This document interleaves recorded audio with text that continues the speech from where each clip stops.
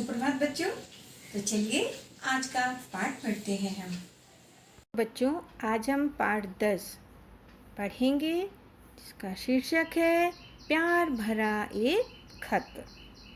खत को पत्र भी बोलते हैं, चिट्ठी बोलते हैं। ठीक है बच्चों, तो यह पत्र 1952 में लिखा गया था। पत्र की दूसरी तरफ एक चित्र है कस्तूरबा और गांधी जी का। यह एक अनोखा कार्ड है। बच्चों, जब पहले डाकिया पत्र लेकर आता था तो सभी बहुत खुश होते थे, क्योंकि वही एक संदेश वाहक का कार्य करता था। फिर कबूतर द्वारा भी संदेश वाहक का कार्य होता था। आजकल तो यह सब काम कौन कर ले रहा है? मैसेज मोबाइल फ़ोन द्वारा हो जा रहा है। तो लेकिन पहले के ज़माने में जब पत्र आता था तो पढ़ कर के बहुत खुशी होती थी। आज नए साल का पहला दिन है। मैं पत्र लिखकर अपनी पोती को नववर्ष की शुभकामनाएं भेज रही हूँ। पत्र लिखते लिखते 50 वर्ष पहले की यादों में खो गई, जब मेरे दादाजी ने एक पत्र कार्ड के रूप में भेजा था। मैं तुरंत अपनी मेज़ की दरार खोलकर वह पत्र निकाला। उसे देखकर मेरी आंखें भर आईं। जानते हो दादाजी ने यह पत्र क्यों लिखा था? नए साल की शुभकामनाएं देने के लिए, यानी कि न्यू ईयर पर उसे विश करने के लिए।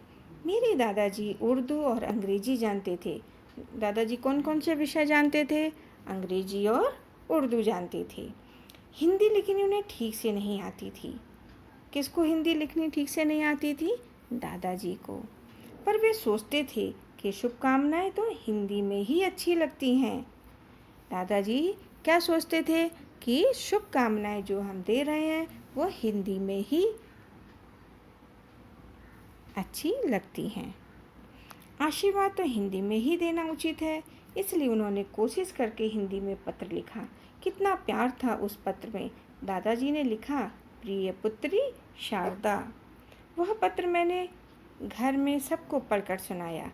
कितना अनोखा है यह पत्र। अनोखा मतलब क्या होता है? कितना अच्छा, निराला। यह पत्र भला क्यों? कार्ड के पीछे माँ और बापू की तस्वीर है। हाँ, बापू यानी हमारे राष्ट्रपिता। बापू का पूरा नाम मोहनदास करमचंद गांधी था।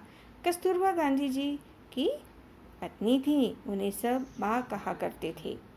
आजकल पोस्ट कार्ड, जिसे हम खत भी कहते हैं, उसके पीछे तस्वीर नहीं होती, लेकिन लिखने की जगह होती है। मैंने दोनों पत्रों को साथ रखा और देखा पत्र लिखने का नया तरीका। तो यहाँ पर बच्चों देखिए पत्र लिखने का तरीका। C84 डिफेंस कॉलोनी, नई दिल्ली। यहाँ पर उसका पिन कोड नंबर लिखा हुआ है, 1 जनवरी 2020। प्रिय मीता, असीम प्यार और नए साल की शुभकामनाएं। इस नए साल में कुछ नया सीखना और करना ज़रूरी है। तुमने क्या सोचा है? मुझे भी बताना। अगली छुट्टियों में मैं अपने मम्मी पापा के साथ आना। मैंने तुम्हारे लिए कहानियों की बहुत सी किताबें लेकर रखी हैं। सबको प्यार, तुम्हारी दादी माँ।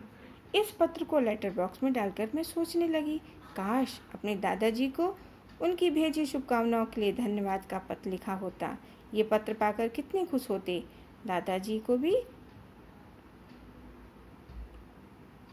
जी को भी पढ़कर सुनाते। शब्द और अर्थ।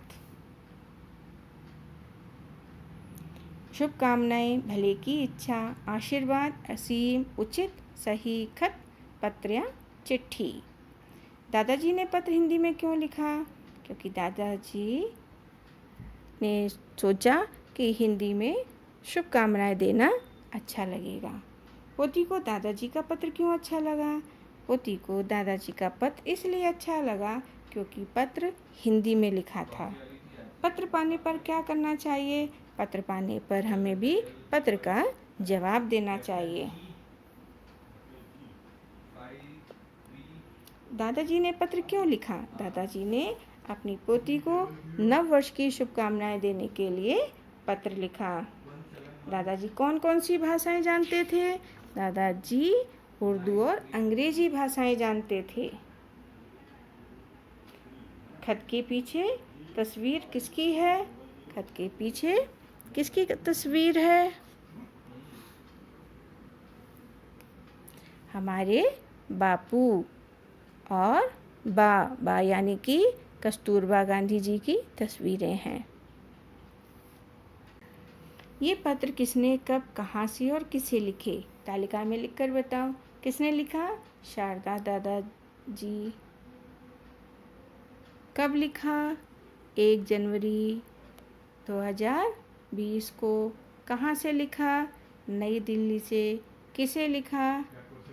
पोती को। तो आशा है ये पाठ आपको अच्छी तरह से समझ में आ गया होगा।